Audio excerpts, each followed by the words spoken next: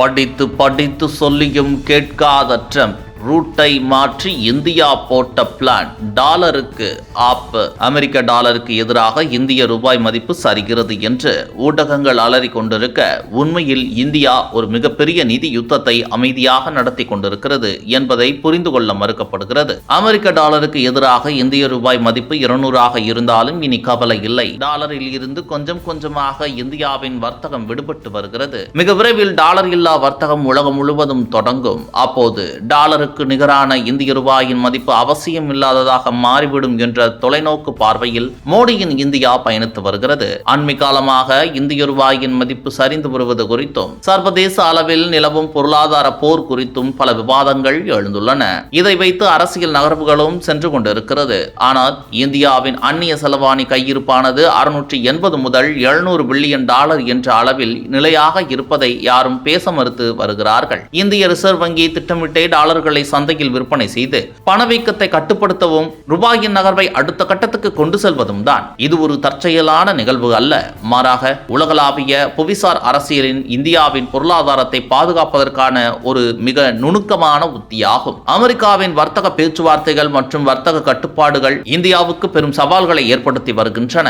விவசாயம், மருத்துவம் மற்றும் டிஜிட்டல் வரி விதிப்பு போன்ற துறைகளில் அழுத்தம் கொடுக்கப்பட்டாலும் இந்தியா தனது இறையாண்மையை விட்டுக் கொடுக்காமல் செயல்படுகிறது. இதன் ஒரு பகுதியாக அமெரிக்க கருவூல பத்திரங்களை இந்தியா பெருமளவில் குறைத்து வருகிறது. கடந்த ஆண்டில் சுமார் 241 பில்லியன் டாலர்களாக இருந்த கருவூல பத்திரங்களின் மதிப்பானது தற்போது 200 பில்லியன் டாலருக்கும் கீழ் குறைக்கப்பட்டுள்ளது. இது அமெரிக்க டாலரை நேரடியாக தாக்குவதற்கான முயற்சி அல்ல, மாறாக டாலரை சார்ந்திருப்பதை குறைத்து இந்தியாவின் பொருளாதார அபாயங்களை குறைப்பதற்கான ஒரு தற்காப்பு நடவடிக்கையாகும். இந்தியாவின் தற்போதைய மிக முக்கியமான நகர்வு தங்கம் வாங்குவதில் உள்ளது.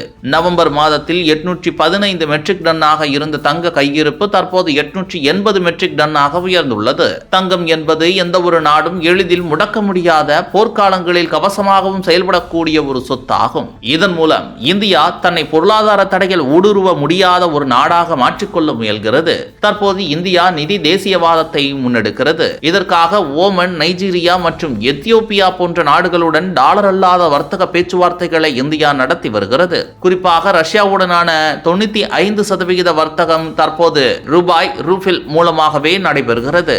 அதேபோல ஐக்கிய அரபு அமீரகம் மற்றும் பிற தெற்காசிய நாடுகளுடன் ரூபாய் மதிப்பிலான வர்த்தகத்தை விரிவுபடுத்தும் முயற்சிகள் மேற்கொள்ளப்பட்டு வருகின்றன. இவை அனைத்தும் எவ்வித ஆரவாரமும் இன்றி மிகவும் அமைதியாக செய்யப்படுகின்றன. தங்கம் மட்டுமல்லாது வெளியேயும் இந்தியா அதிக அளவில் இறக்குமதி செய்து வருகிறது. கடந்த ஆண்டில் உலக அளவில் உற்பத்தி செய்யப்பட்ட வெள்ளியில் 25% இந்தியா மட்டுமே இறக்குமதி செய்துள்ளது. இது தொழில்துறை மற்றும் முதலீட்டு ரீதியாக இந்தியாவின் நிதிநிலையை மேலும் வலுப்படுத்துகிறது. டாலரை தாக்காமல் அதே நேரத்தில் டாலரின் பிடியில் இருந்து தப்பித்து ஒரு மாற்று அமைப்பை உலக நாடுகளுக்கு, குறிப்பாக தெற்கு நாடுகளுக்கு இந்தியா முன்மாதிரியாக காட்டுகிறது. இறுதியாக பிரித்தானியாவில் வைக்கப்பட்டுள்ள இந்தியாவின் சுமார் 200 மெட்ரிக் டன் தங்கத்தை மீட்டுக் கொண்டு வருவது குறித்த பேச்சுவார்த்தைகளும் முக்கியத்துவம் பெறுகின்றன.